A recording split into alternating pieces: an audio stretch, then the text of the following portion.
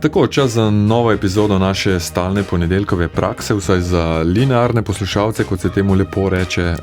Veseli smo vas tudi, če tole poslušate potem za nazaj. Če niste linearni. Če niste linearni, ampak ste nelinearni. Ustavite poljubno besedo. Ja, antikviz danes v državi, ki je bila na nek način v fokusu sredi aprila. A ne, ajde, živijo. Ja, živijo. Ja. Uradno živijo. Papež Leon XIV je takrat tam začel svojo 11-dnevno afriško turnejo, ki jo je po obiskih Kameruna, Angole in Ekvatorialne Gvineje začel v Alžiriji. Gotovo se spomnite izmenjave mnenj s svojim sonarodnjakom, predsednikom, no vse to je počel iz Alžirije in tja gremo danes. Antikviz s stalnimi pravili, 5 podatkov, 4 držijo, eden ne, kateri. 01 475 2202, to so torej podatki o Alžiriji. Prvi podatek pravi, ozemlje današnje Alžirije je bilo konec 50 let prejšnjega stoletja največji svetovni izvoznik vina. Izvozili so ga več kot Francija, Španija in Italija skupaj. Drugi podatek, v Alžiriji rojeni Nobelovec Albert Camus je znan tudi po tem, da je bil med študijem nogometni vratar Univerze v Alžiru. Tretji podatek pravi, ena glavnih turističnih atrakcij Alžirije je botanični vrt v Hami. Vrt je znan tudi po tem, da so tam posneli sceno iz Tarzana z legendarnim krikom. Četrti podatek, fenek oziroma fenek fox je značilna žival za Alžirijo, po njej se imenuje tudi alžirska nogometna reprezentanca. Mi jo prevajamo kot puščavska lisica, bolj ustrezno bi bilo feničanska lisica. In še peti zadnji podatek, črne noge so domačini v času kolonializma klicali priseljence iz Francije. 01 475 2202, kateri od 5 podatkov ne drži.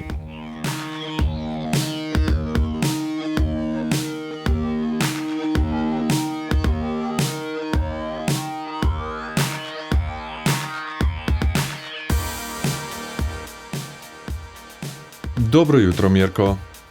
Dobro jutro. Tole mene zanima, če lahko še enkrat preleteti vseh 5 podatkov. Ravno sva se pogovarjala s Tadejem, da bova morala spremeniti pravila, ker vsak teden tole ponavljamo, da počakate toliko, da slišite vsa dejstva, da jih ne ponavljava manj kot minuto zatem, ko sva vsa na dolgo razložila. Mirko, se spomnite, kaj pravi Michel from the Resistance v avizu tegale kviza? Pomagam jaz. I shall say this only once, ampak danes twice. Ja, torej, največji svetovni izvoznik vina, še konec 50-ih, potem Camus, Nobelovec kot nogometni vratar Univerze v Alžiru. Botanični vrt v Hami, to je mesto v Alžiriji, kjer so posneli Tarzana s tistim legendarnim krikom Johnnyja Weissmillerja. Pa fenek fox, značilna žival za Alžirijo, nogometna reprezentanca se imenuje po njej. Puščavske lisice, v bistvu bi bilo pa bolj prav feničanske lisice, in še črne noge so domačini v času kolonializma klicali priseljence iz Francije. Ja, bomo rekli, koleba med 2 pa med 3. Kam vas bolj vleče? Kam manj kolebate?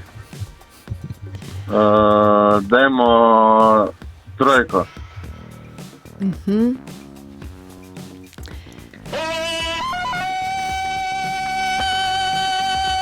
Verjamem, da ste si ogledali, Mirko, legendarnega prvega Tarzana, Tarzan of the Apes. Ja, ne, vse tako bom rekel, vse samo, da imamo malo prekenjen. Letos je kar težko, parkrat sem tudi sam vedel v prvo, ampak nažalost nisem dobil linije, ampak dober je vse. Bomo pa pač v drugo bolj poslušni, pa bolj hitri. Ja. Mirko, torej podatek drži in je pravilen. film z Johnnyjem Weissmüllerjem in Maureen O'Sullivan so posneli 1932 v Los Angelesu pretežno. Leve in slone so si sposodili z Gables Lions Farm, kar zanimivo ime. To je bil privatni živalski vrt, poznaj imenovan Jungle Land USA. So pa nekaj scen čisto zares posneli tudi v botaničnem vrtu v Hami, to je v bližini Alžira, glavnega mesta Alžirije. Gre pa za ogromen botanični vrt, ki so ga odprli takoj po prihodu Francozov v Alžirijo. To je bilo leta 1832. Ja, velik je 58 hektarjev in več kot 1200 vrst rastlin je tam. No? In prav v tem botaničnem vrtu v Hami so prav zares posneli sceno, v kateri Tarzan izdahne ta svoj znameniti Tarzanov krik. Gre za kader sliko tega krika, kjer je zvok, za katere zvok še danes ne vedo, ali je res Weissmüllerjev. Sam je trdil, da je krik njegov, domnevajo pa po analizah, da gre verjetno za glas opernega pevca Lloyda Thomasa Leacha, pa morda še koga poleg. Je pa nekoč nek kolumnist zapisal, da gre za mešanico kruljenja psa, tresočega glasu soprana, G-tona na violini in kruljenja hijene, vse to torej predvajano nazaj. Ja, in še za vse skupaj pravijo, da gre v bistvu za zvočni palindrom, tako da tudi če je predvajano nazaj, je enako kot če bi predvajali naprej. Mirko, hvala lepa za klic. Ja, hvala. Uspešen teden. Ja, bo pa naslednji antikviz boljši. Uspešen z vidika tekmovalca. Tekmovalca Mirka. Ne, z katerega koli tekmovalca, ne to misleno. Tudi danes bo. Tudi danes bo za nekoga uspešen. Zdaj je štafetno palico čist Primož prevzel. Dunja prevzema štafetno palico. Mirko. Hvala Mirko, lep teden, srečno. Dunja, vam pa pozdrav v eno vas blizu Ilirske Bistrice. Dobar dan. Dobro jutro, dobar dan. Katera je ta vas? Dobro jutro. Jaz bi bila pa za prvi podatek. Nisem rekašna zanka noter. Aha, zanka. Samo še to povejte, katera vas blizu Ilirske Bistrice? Sabonje. Okay. Ne poznam. Sabonje. Nikdar čuli, ne? Jaz sem že slišala, nisem pa vas še obiskala. Ok, pa ob naslednji priliki, se nismo delali od morja. Tako. Kakšen trik ste rekli z vinom? Yep. Ja. Pa ni čisto nobenega trika. No, pa nič. Ja, Alžirija danes seveda ni sinonim za vinsko deželo, tudi ne za vinski trg, ker je pač muslimanska država, je pa bilo v preteklosti drugače. Tik pred alžirsko vojno za neodvisnost, torej v 50-ih, je alžirska pridelava vina znašala približno 2/3 takratne svetovne trgovine z vinom. Današnja alžirska pridelava vina se pa denimo primerja z nemško ali pa z Južno Afriko. Čisto na kratko. Ja, že v času Feničanov so tam gojili trto, v obdobju Rimljanov prav tako, šele s prihodom islama pa je dejavnost v 7. in 8. stoletju zamrla. No, s prihodom Francozov leta 1830 pa so ti pripeljali nazaj trto in vino. Sredi 19. stoletja je francoske trte zelo prizadela epidemija bakterije filoksera in takrat so Francozi svojo industrijo rešili prav z alžirskim vinom. Tudi potem, ko si je francoska vinska industrija opomogla, so alžirsko vino še vedno uporabljali za dodajanje barve in alkohola francoskim vinom. Tako je denimo v 50. letih alžirsko vino, pa delno tudi maroško in tunizijsko, predstavljalo 2/3 vse trgovine z vinom na svetu. Ja, neodvisnost je seveda zelo prizadela potem to industrijo, tudi zato, ker je večina Francozov leta 62 odšla, Francija pa tudi ni hotela več uvažati alžirskega vina. Danes je v Alžiriji sicer kakih 70 pridelovalcev in to je to, kar je ostalo od nekoč največje industrije vina na svetu, če smo rahlo poetični. Dunja. Prav. Hvala lepa, hvala lep dan vam želim. Enako. V eno vas blizu Ilirske Bistrice. Sabonje. Tako. Jure iz Ljubljane, pozdravljeni Jure. Halo. Ja, halo. Ja, dobro jutro. Dobro jutro. Torej, dvojka nam je ostala, ne? Camilla kot nogometnega vratarja, Alberija Camilla, pa imamo Fenek Fox, torej Fenek Fox, ja, pa Peta. Lisico, pa črne noge imamo.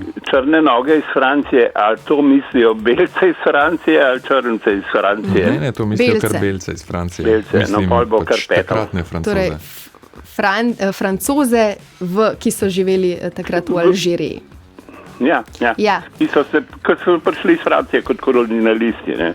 Ja, pied noir, v množini pied noir, je izraz, ki ga morda večina bolj pozna iz Severne Amerike prek tamkajšnjega ljudstva Blackfeet, torej črne noge, s katerim pa sicer nima nobene povezave. Ta izraz gre za izraz, namreč s katerim so prav zares v Alžiriji domačini poimenovali Francoze v času kolonializacije, torej med letoma 1830 in 1962. Poimenovanje pa se je uporabljalo pozneje za vse Evropejce, tudi za Jude, ki so se preseljevali v francosko Alžirijo iz celega Sredozemlja. Po osamosvojitvi Alžirije so se pretežno vrnili v Francijo, kakšne 200,000 pa jih je ostalo v Tuniziji. Izvor poimenovanja ni čisto jasen, obstajata pa dve mogoči razlagi, oziroma še več jih je. Ja, ampak drži, ne. Tako so Alžirci, domačini poimenovali priseljence, predvsem Francoze, ker so bili pač večinsko priseljenci Francozi. Po Le Roberju, francoskem slovarju, gre etimologijo iskati pri mornarjih, ki so bosonogi delali v ladijskih prostorih s premogom in imeli črne noge. Večinoma je šlo sicer za Alžirce, zato so to pač slabšalno poimenovali črne noge. Izraz pa se je pozneje prenesel na tiste, ki so prihajali z ladjami, torej na Francoze. Druga teorija pravi, da je šlo preprosto zato, da so francoski vojaki nosili črne škornje, domačini pa so bili bosi. Potem pa so še druge teorije, da nimo tiste, da so Francozi v Alžiriji imeli črne noge zaradi bosonogega tlačenja grozdja. Prej smo govorili o vinu, ne, in podobno. Vsekakor pa to poimenovanje Alžircev za v Alžiriji živeče tujce, predvsem Francoze, drži. Najbolj znan med njimi pa je bil Albert Camus. Tako. Črna noga. Okay. Jure, hvala za klic, ne? Vedu, ja. Lep teden. Alžirske črne noge. Srečno. Pavle. Ja. Dobro jutro. Četrti. In ne samo to, samo 50% možnosti imate, da zgrešite. Mateja drži pesti, da se vam to zgodi. To se pravi, ostale če kaj? Albert Camus, ki je bil med študijem nogometni vratar, in Fenek oziroma Fenek Fox, značilna žival za Alžirijo.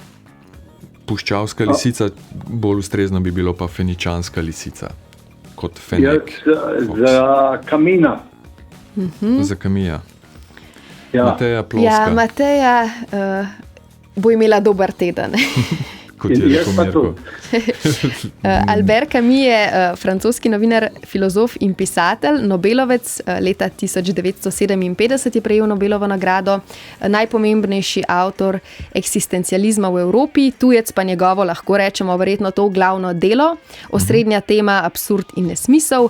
Roman se dogaja v mestu Orana, drugem največjem mestu v Alžiriji. Camus se je namreč rodil v francoski Alžiriji.